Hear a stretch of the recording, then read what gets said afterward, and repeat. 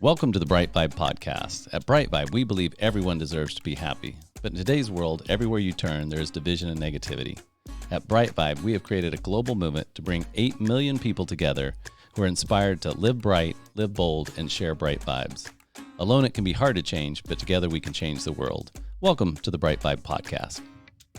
All right, Dr. Shamieka Dean, welcome to the BriteVibe podcast. So happy to have you on today. I am excited to be here.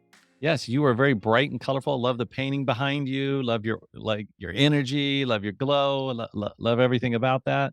The what's on your heart, mind, and soul today that we're going to talk about here on the show?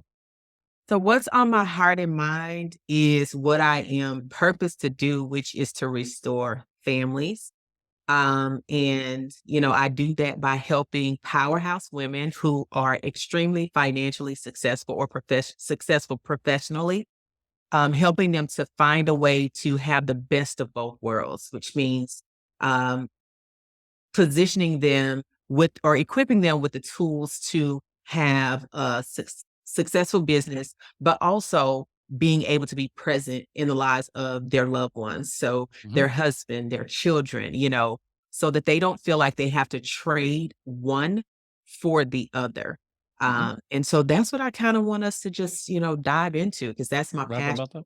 Yeah, and I would say obviously now your clients are typically, I'm assuming, women, but really Yes. this conversation is pretty universal as far as what you just said. You could have literally plugged in, I work with men to do the same thing, right? I mean, Right.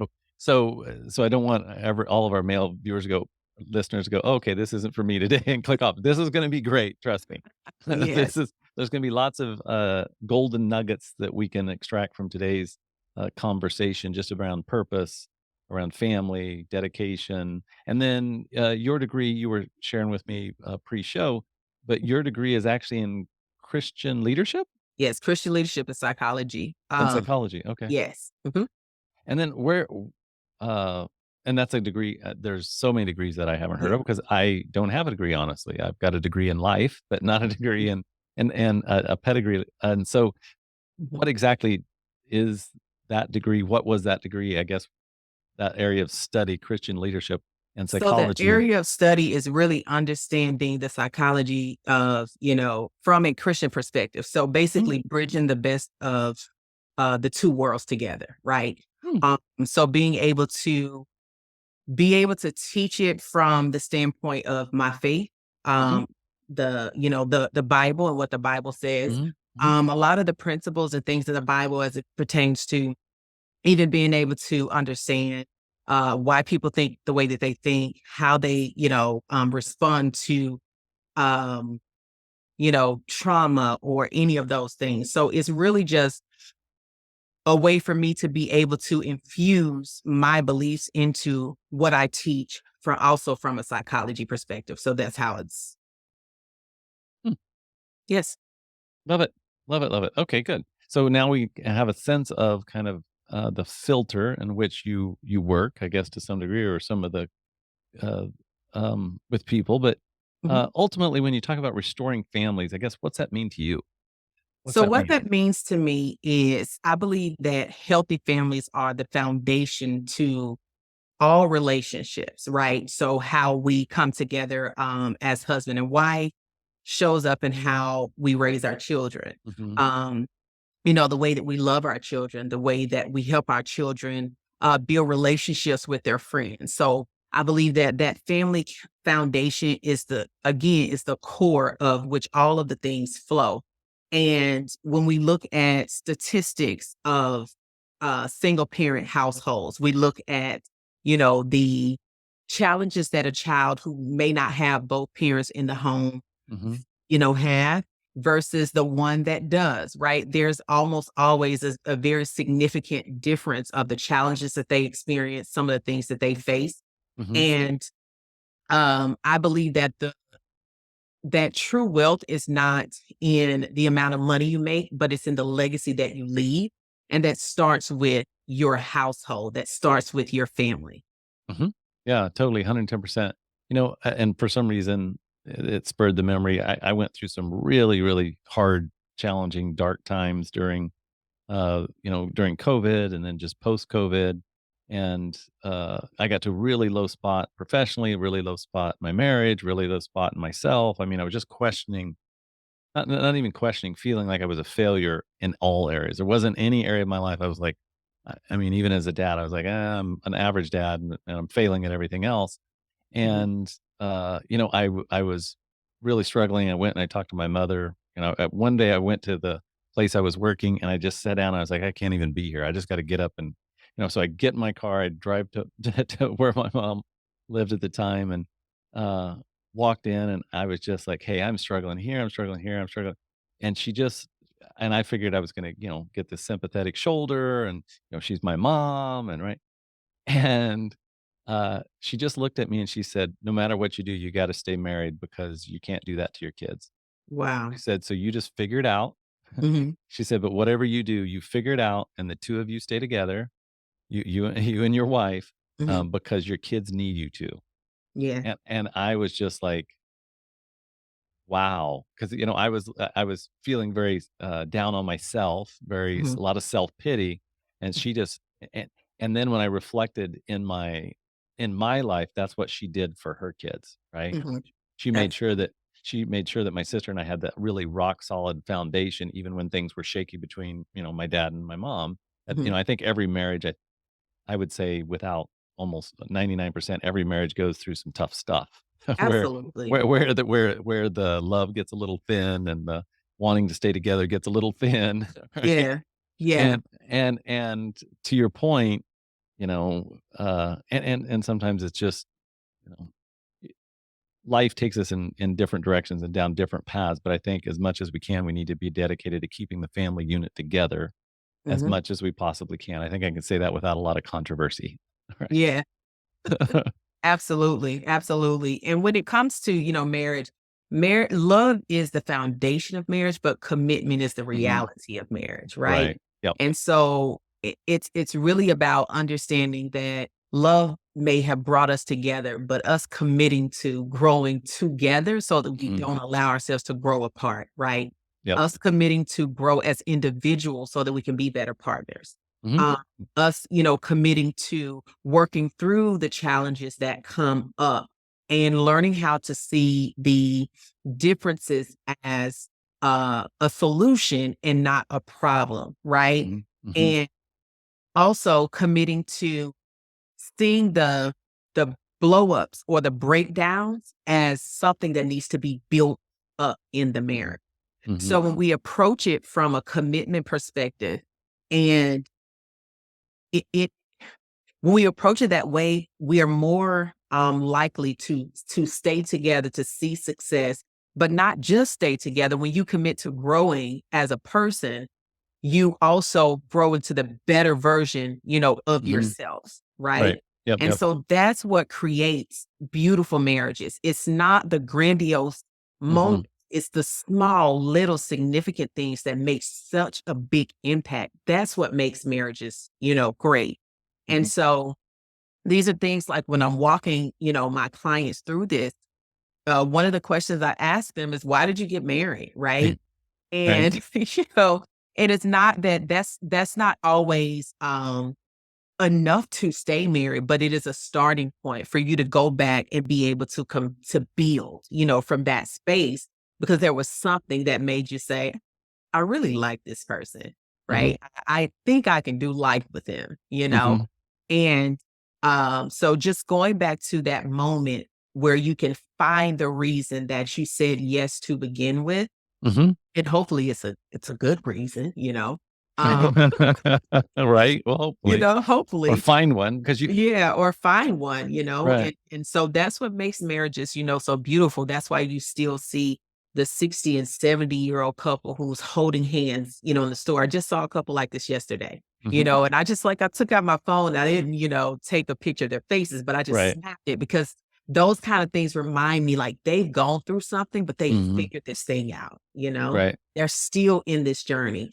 And so just knowing that when you keep a family together, the history, the legacy, and these things that you're actually building when you're able to do that it's just really, really powerful. So I understand, what Mama was saying, because we need mom, and dad, and but to understand that sometimes it doesn't work out that way, right? Yeah, right. Of It course. doesn't, Yep. and that's Right. okay. That's okay, because even if it doesn't work out that way, there's still hope Right. for a healthy home front. Yep. There's still Totally. hope for that, because I came from from that environment. Like Mhm. my biological father wasn't in my life, Mhm. but my stepfather is who introduced me, to WWE. My stepfather is who taught me, how to drive a car, and Right. Yeah, yeah. how to bait a hook, to Yeah, fish. yeah, yeah. Yeah, You yeah. know what I'm saying? Mhm. So I Yeah. still had what I needed, even though Mhm. I get it from who I wanted it from. Right. Yes, you had a father figure that acted very Absolutely. much like a father. I was driving several. So I didn't get married till later in life, and we've been together a little over 10 years, married a little over 9. Which reminds me, I got to figure out something for my 10-year anniversary. But the I was driving one morning and I was listening to the radio, and this things go in and out. I'm not going to pretend like I remember a lot, but I do remember this. Because it was so an impactful. I think I remember it because, and I know you talk about this a lot in your work, basically kind of the framework. What framework am I using? What mindset am I using to look at this through? And there was it was a Christian radio show, and on the show, whoever this gentleman was said, for a long time I thought that my marriage was supposed to make me happy, that this was Mhm. where I was supposed to get happiness from. He said, but I've started to lately to shift to realize that my marriage is supposed to bring me closer to God, and that Absolutely. marriage isn't supposed to bring me happiness. It's supposed to bring me closer to God, and then that will bring me happiness. Mhm. And really that's has stuck with me for I don't know how many years ago I heard that, maybe 7, 8 years ago, but that really stuck with me, and it did shift my perspective, and it becomes more my reality of what Genesis 2:18, the Lord God said, "It is not good for the man to be alone. I will make a helper suitable for him," right? And Yes. so I really look at that and I think my wife, you know, if I'm going to look through this Christian lens, if I'm going to look through this biblical perspective, Mhm. my wife was made for me not to make me happy. In fact, a lot of times she was made exactly not to make me happy because I need to find my own strength and my own connection with God. And if she's not giving me something to test that against, then I might live in this fantasy land where everything's that I have this super great relationship with God when some days, a lot of days I don't. I mean, I'm struggling to find that relationship. So, Right. so, so if you're listening to this podcast and you're married or not married, know that I don't, and I'd really love your perspective on this. I don't think marriage is, I think you can find happiness and love and comfort and a lot of those things in marriage, or at least I have, but I don't think it's my spouse's responsibility to make me happy anymore. Absolutely. And it's not anyone's responsibility to make us Right. happy. Not Right. our spouse, not our children, not our Right. managers, any of those things. But I do believe that marriage is a mirror, and Mhm. it shows us the parts of us, the beautiful parts of us, and it also shows us the broken parts of us that need to be mended. Right. And so um when we marry, I just think God is funny like that. I think, Yes. Yeah. he Yeah. he allows us to connect with a person that he know is going to Bring make up us all of our crap, face the right? things, Bring up right? all of our crap. Yeah, That's what that we've been right? able to like hide from and Right, run of course. from and Yes. ignore, Yeah. and all of those things. So I definitely wholeheartedly agree. Patience was not my strong suit, and my husband is as slow as molasses, right? It's just, Right. and I'm just like, what is with this guy and being on time? Like, why is he moving slow motion? Right. Extremely ambitious, and my husband is very he's successful, but he's not like, I'm like, "Rah, rah, rah, let's go." And he's Right. like, "It's gonna get there when it gets there," you know? Right. And so it that's what I said. I had to learn to see our differences as the pieces Mhm. that perfectly fit this puzzle, that God has put us together to create, Mhm. instead of seeing it as something that could separate us and, and pull us apart from one another. And so now I appreciate how he makes me slow down and Mhm. enjoy, Mhm. the journey, right? Like Right. I learned that from him. And so, but also I inspire him to go bigger, Mhm. to not Right. settle. for something that I know he could do so much more. So we've learned, and we're still learning, Of right? course. Yeah. Of course. Yes. To see those things that Right. are not idea for us, the things that get on our nerves, like, okay, what is it that I need to learn from this? Like, I'm at that place now. Yeah. Like, Of course. what is it Yes. that I Totally. need to learn? Right. Hmm. Yeah. And I think that's exactly right. I mean, you can hide from a lot of things when you're Hmm. by yourself, which I was for the majority. I think I met my wife when I was 42, Hmm. 41, yeah, around 42. And so I had a lot of time to hide and dilute myself into that I was, this or that, or Hmm. right. And then, and then, you know, and, and then we fell in love and did all that, all the sweet, and got married and did all, started to have kids. And then and then as I started to go through challenging things, it was just like, yes, it was like, "Well, why don't I already know that about myself? I don't need you to tell me about it." I mean, it was just, and I fought it for a long time, and I still do sometimes, but I think I'm getting better at like, if I'm to become a better human being and a better man, then, and she knows all the buttons to push, then I should expect that challenge that. Then I should Hmm. expect that she's actually loving me. And then that's the framework I'm starting to take on, that she's actually loving me, even if it's from a subconscious level, she's loving me when she pushes my buttons, because Uh-huh. she's just allowing me to see my own insecurity or my own self doubt or my own weakness in that. And then I need to take that, for me, I need to take that to God, and I need to take Hmm. that to Jesus. I mean, Hmm. and I need to see where I'm not whole or where I'm not Absolutely. complete in myself. Because ultimately, if I don't have that mirror, as you said, then how am I ever going to grow that relationship? Right. Right. And then what's the purpose of this life? And I mean, that could spiral off into all kinds of other fun little rabbit trails. But ultimately, I'm growing into, thank you for being my therapist today. I am growing into um, and you can share your perspective on any and all of this, but I'm growing into that this life is really, I was hiking this morning. I hike almost every morning by myself in the woods.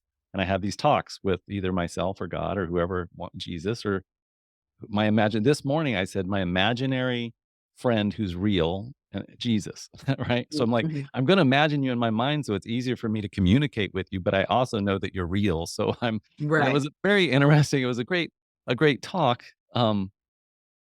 But in that, I am just realizing more and more that just being, if you want to call it self-actualized, self-realized, closer to God, whatever that is term that fits your framework, that seems to be the purpose of life at this point.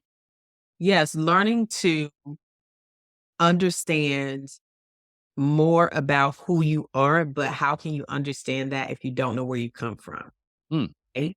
Yeah, that's a good way And to think. so when I think about even how, the Bible talks about being imitators, of him. Well, I can't Mhm. really imitate you if I don't know you, if I don't Right. have image of you, if I haven't, spent time with you to learn of your character, the way that you think, why you think the way that you think, right? Yes. And so I'm a why girl. I used to get in trouble a lot as a child because every time my mom said something to me, I You're like, needed to why? know why. And it Right. wasn't rebellion as she thought it was. Right. It was because of my strategic nature. I'm very methodical. So if you said, to rinse the dish before you wash the Why? dishes, Why? like Why do why? we want why? Like Right. what's the significance? What's Right. the Right. reason, Right. Tell me the technical behind this? details. Right. And so, approaching my relationship or our relationship with God, it's kind of the same way, right? Mhm. Just asking those questions that don't make any sense, Right.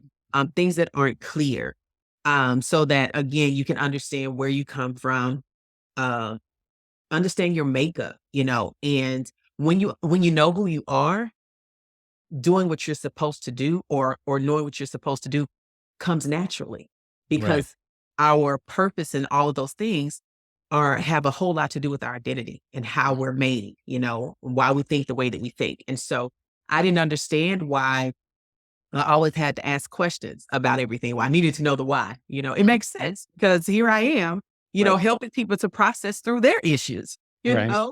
by getting to the root of Mhm. why you're acting like this. Why did you receive what your husband said the way that you did? Right. So it all makes sense now. But it wasn't until I had to understand who I was and then not allow what someone else may say is normal or not allow my difference to be seen as something bad, or something's wrong because you process things a different way.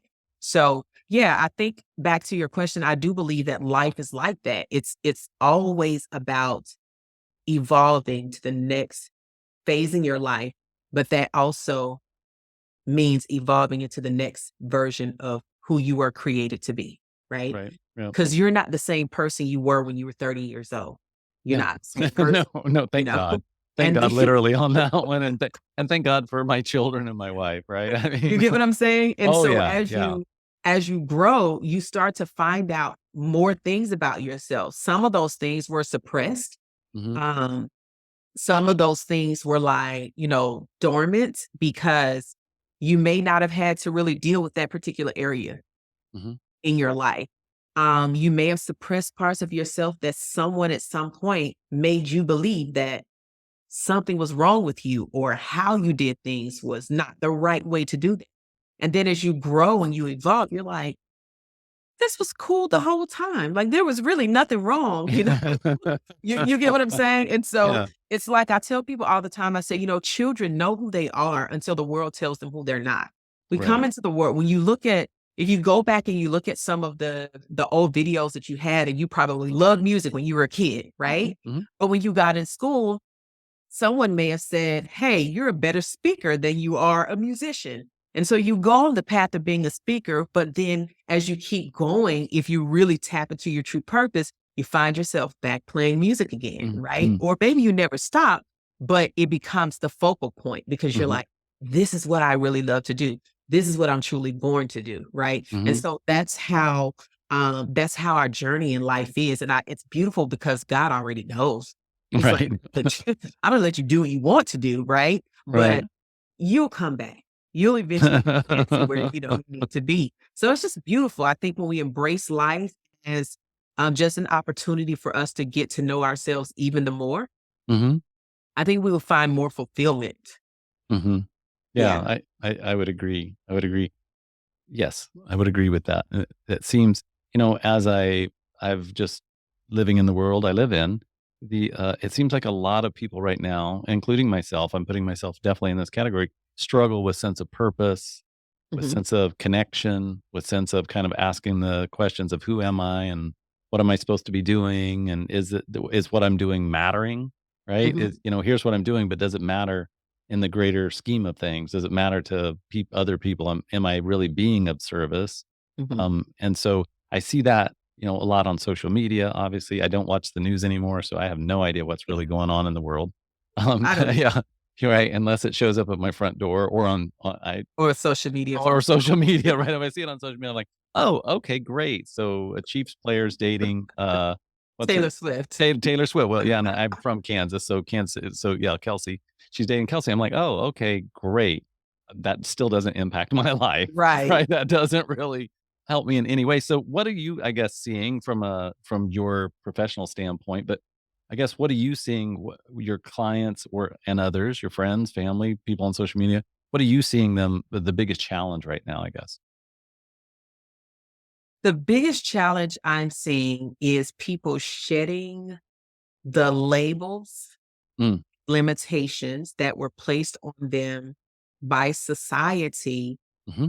about who they should be, could be, and what's impossible unless they do it a certain way.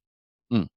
And I say that because I'm in the what you would call like the coaching Uh-huh. space. Right. And so in the coaching space, there was always kind of like one side of the coin or the other. So it's like either you be extremely professional and build like a luxury brand, or you are what some may call unprofessional and you build a more lower ticket brand, right? Or a Mm, lower level brand. mhm, And so what I'm seeing now though is people saying, I can do this my way mhm, according to how I'm wired.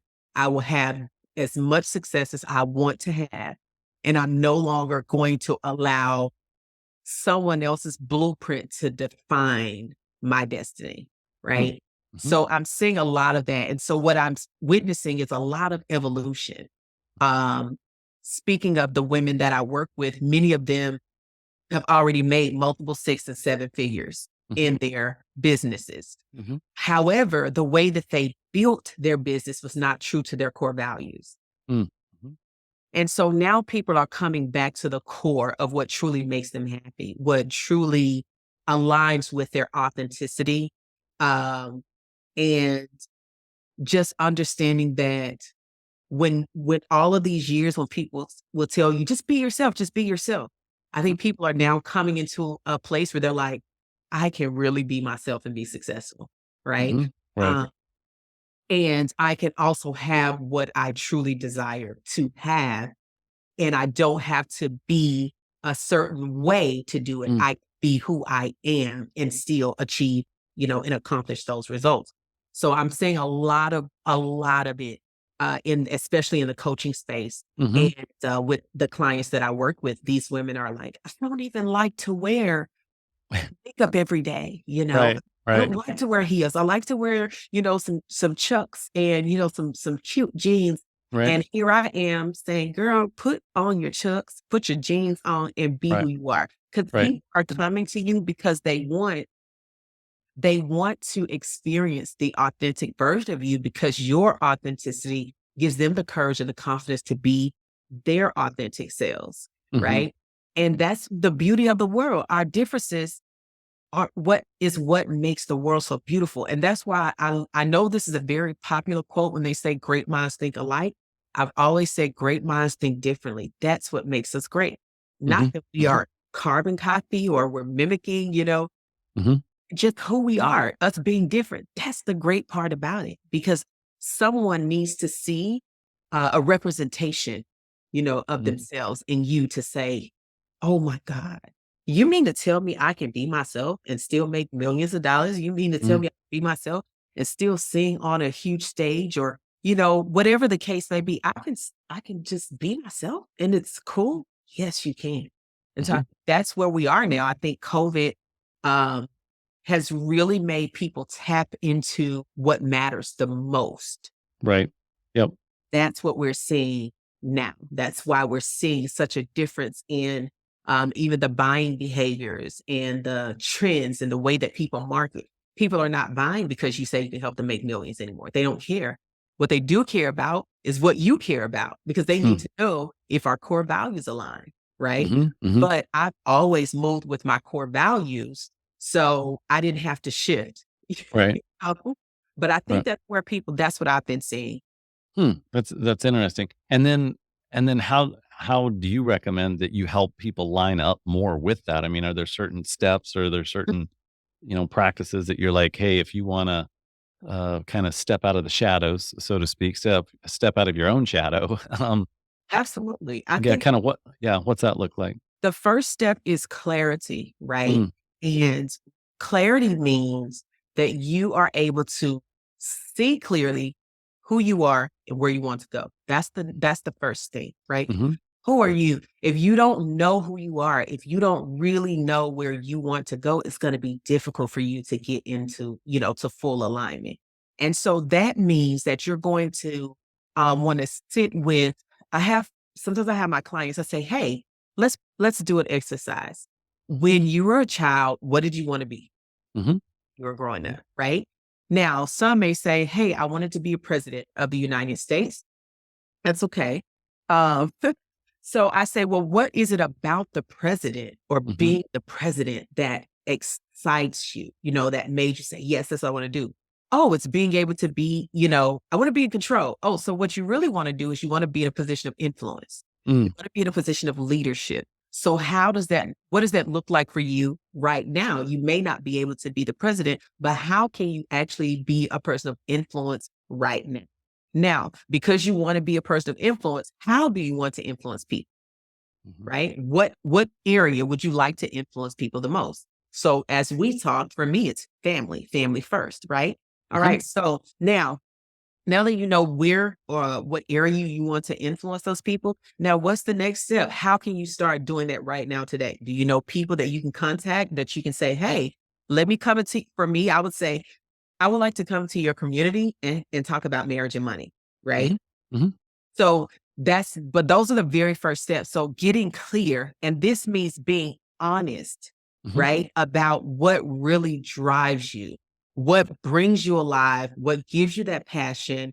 And we hear this often. What would you do if you were never paid for it? Right.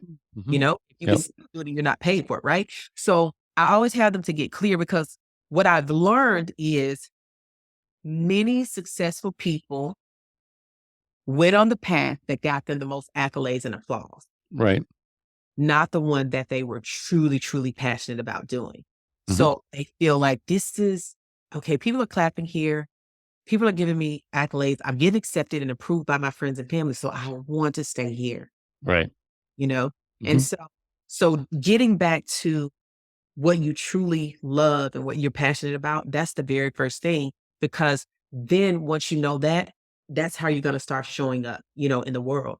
And Mm-hmm. when you're clear on what you want, I believe that God literally aligns everything for you. He starts Mm-hmm. sending the right people into your life, right? You'll start seeing something that you never seen on your timeline. And you're like, wait, was this Siri that picked up what I was thinking? Right. But Yeah. so those things. And so also, because of my beliefs, I am always going to advocate for praying and asking God, what is it that I'm supposed to be doing right now? Mm-hmm. Think about next year, the next 10 years, Right. to do right now, Mm-hmm. and make it so personal that it's a day-to-day, like moment by moment. Right. Well, that was it. So that's So Yes. that was Go ahead. what I was experiencing this morning. Was literally on this walk was like it was Jesus telling me that I couldn't be present for more than a second or two, actually present in the presence of God, Mhm. without trying to escape into a Mhm. fantasy of what tomorrow would be, or right, because I'm an optimist, I'm an entrepreneur, so typically I lean towards the future, right? I Mhm. lean Mhm. into like creation and how do I create things. And it was like, yeah, we're just gonna have to start. It was like the instruction was, we're gonna have to start with just the next second or two. We can't even Mhm. get to a minute. It was like, Yeah. you're not even ready to get to a minute. We're just gonna try to stay present for a second or two or three, and just work with you there. And which means, what should you be doing right now? Not what should I be, to your point, not what I should be doing next year, 10 Right years from now. now. Forget a 10-year plan, forget a 5-year plan, probably Right. forget like a 2-year plan, maybe look at a 12. But basically, what am I supposed to be doing right now in front of me, right? Yes. Yes. And I do that. So I will wake up and I'll say, okay, God, here's my agenda. Mhm. What do you want me to do today? Right. Yep. You know, what do Mhm. you want me to do today? And because I've learned to trust his plans are always, his thoughts are higher than mine and Right. all, Mhm. it became easier for me to Mhm. just say, oh, because if anything goes wrong, I can blame it on you, Yeah, right. Yeah. Right. It's it's like, your "Oh, fault. you" right, right. But I think what really transformed my time and my ability to just sit, because I'm like you, I can try to sit and I'm like, oh, okay, boom, I got notes. Okay. Um, but once I said, God, I need to experience you as my father, Mhm. because I knew him as a ruler, as the Right, creator. I knew him right, as the provider, the protector, but I didn't know him as a father. I didn't know what that felt like. Right. right. Mhm. And so once I had that experience with him, me wanting to go into his embrace and be in his presence and just hear what he has to say, Mhm. oh, I was like, I'll shut down everything because I just want to hear what you have to say. Right, So right. that's what shifted for me. And Uh-huh. so now when take those times and I'm like, I'm going to go and just sit in the presence of God. I'm going Mhm. to turn my phone off because I don't need it. Mhm. I don't Mhm. need any distractions. And my family knows if I'm in here with the door closed, I'm probably in here talking to God or out. Mhm.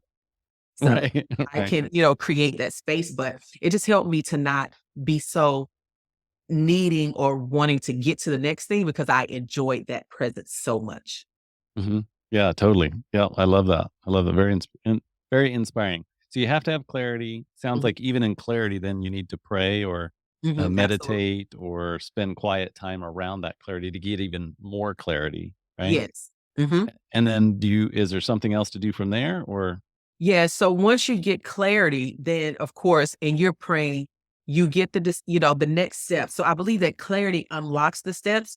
I don't think that clarity gives us the steps, but I believe it removes all the clutter. We can clearly see what was already there for us to like take that next step. Right. And so once you get that clarity, now you have action steps that you can actually put into place, And when you do that, of course, we know commitment. Now, as I said earlier, love is the foundation. So the excitement is the foundation, but commitment is the reality. Right. Exactly. Yeah. So committing to it. And with the commitment, I think understanding your commitment style is important. I say that because some of us can commit, and it's kind of the difference between being um, a long distance runner and a sprinter, right? So I'm a sprinter. Got it. So I go really, really fast for a short amount of time, and then I need a break. Right. So with that commitment, that's how I build out my commitments too. So I know for me, after about the first 3 months, if nothing is like changing or exciting, I'll get bored. Right. So I know when it comes to that 3-month time frame, I'm knowing like, okay, I need to either switch something to create more excitement so that I commit for the next 3 months, right? So Got you it. have to know your commitment style so that you would know how to show up so that you can, more than like increase your chances for success in what you have committed to doing. So that's the other thing. The next thing is I'm very strongly believe community. Does not mean you have to get into a group of thousands of people, but your community could be 5 people that are going to, someone needs to hold you accountable. Someone needs to be the person who can allow you to have a moment of weakness. You need someone who is ahead of you so that they can continue, to pull you up. Right. So I believe that. And then you also need someone who can kind of mentor you on the journey, so someone who can pour into you both spiritually, but also, in whatever area your area of focus is. So I believe in that. So when I think community, that's what I'm talking about. You always need your safe space. Oftentimes we have a community where we're in there, but we don't have a safe space to it. Like you shared when you were going through the COVID situation, you're like, man, here's where I am. But we all need a safe space to have those moments. But we then need someone who's strong enough to help pull us out of that as well. Right. Yep. Right. Totally. So definitely, your community is the next thing. So when I said clarity, commitment, and community, yeah, so those would be the 3 things that I believe you would like, that framework for you to continue to move forward. Love it. I love it. Yeah, yes. This is so basically, yes, you're my therapist today. I just appreciate every podcast I do. That's why I keep podcasting, because I just love the conversations, and they're always so personally. It's kind of like when you go to church on Sunday and you're like, I don't know if it's going to be that good, and then all of a sudden you're like, oh gosh, he's talking or she's talking right to me. Like oh wow, that was supposed to be here today, because that hit home, right? So every podcast I do, it's like, oh, okay, I get it. I get the message. So you're giving me some good stuff today. I appreciate it. Good. So clarity, commitment, and a community, right? And the community really supports you along that. And I found all of these things to be super helpful. I had not ever thought about like I I know it about myself, but I hadn't really thought about that commitment. Like, what did you call that? Like your style. Your commitment style, right? I had not ever thought of it quite that. I'm typically a starter, and then I have to build community around myself to then stay engaged. If I don't have a community around myself, then I lose, and success, right? I have to have community and some success so that I can say, oh, okay, then I can pour more energy in. Uh, Otherwise, my commitment level, I'm not a sprinter. I'm probably more. I'm just, what do I call? I'm very methodical. I can hold an idea over a long, long period of time, like years sometimes, to see it to its end. But once we kind of get started, I got to have that community around me to keep me engaged and keep me fired up, if that makes sense. Yeah, because you're probably very creative, innovative. You're probably very strategic. So although you start well, you probably thought about several different ways to do it to get the best result before you actually start. Right. So yeah, so it makes sense. Yeah. Yep. Good. Good. Yes. Yes. good is better than perfect when it comes to execution. That's what Yeah. I want, right? Doing something is better than trying to have the perfect plan because if, you got to make the first step, and then the first step informs the second step and the third step and the fourth step, right? And that's how most methodical and strategic people are, because your mind is trying to find the solution to success. Hmm. So you're gonna find the least path to resistance in most cases. That's what you're looking for. That's why you go and you think about, okay, if I do it this way, then this could happen. All right, so if this happens, then I need to go this way, right? That's how your mind works Hmm. because you're methodical. And so um knowing that because you work that way, having someone who is strong to pick up where you left off Right. to carry out the rest of it Yep. is so important. It's Totally. important. Yeah. Yeah. And I think it's good, I've done a lot of leadership training, attended, and then done some coaching as well. But they in one of the year-long program I was in, they talk about two in a box, but basically you have a CEO and a president, and your president's super operational and your CEO is super visionary. And if you Mhm. clip them together and they can communicate well together, that's where you see like an Apple or or a Tesla or any of these, where you typically only see the visionary on TV. Mhm. But Behind the there's always a visionary is strong a yes. really strong executor, right? This person Execute. can execute, execute, Absolutely. execute. And that's what I see in my own life. I know that I sit in that visionary seat. And Mhm. so when I find a high capacity executor and we click, Mhm.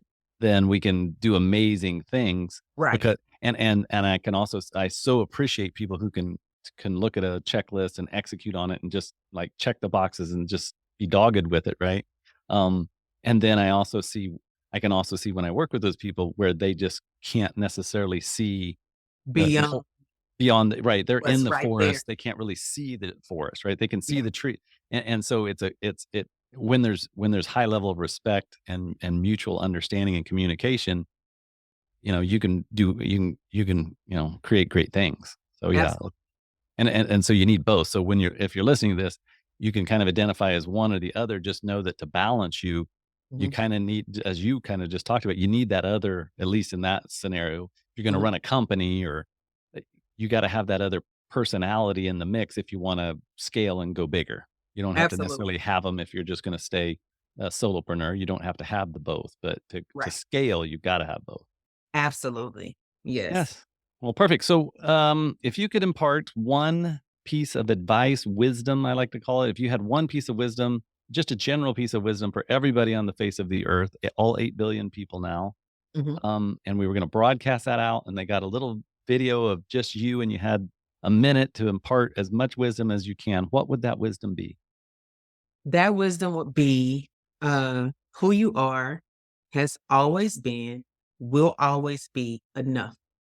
Um, Own your greatness, own your genius, and understand that your authenticity is the very thing that is going to accelerate you into the next level of success in your life, whether it's personal, relational, all of those things. Just know that you don't have to change the core of who you are to achieve any of your goals, because who you are is who the people have been looking for. Hmm, I love it. I love it. I love it. Thank you. That was very, very wise wisdom. You're welcome. Well, Shamika, it's been such a pleasure to have you on the Bright Vibe podcast today. I really appreciate it. What's your I've got your website pulled up, but it's shamiekadean.com. That's pretty straightforward. SHAMIEKADEAN.com. And it's got your bio and your picture and all kinds of fun stuff on your website if people want to get a hold of you to learn more. I know you do public speaking, you do coaching. Yeah, definitely you're very inspirational and you can tell that. So I appreciate you coming on and inspiring me and everyone who listens to this or watches it on YouTube. Thank you for being a part of the Bright Vibe podcast. For more information, go to britevibe.com. That's BRITE vibe, VIBE.com. Thank you for listening.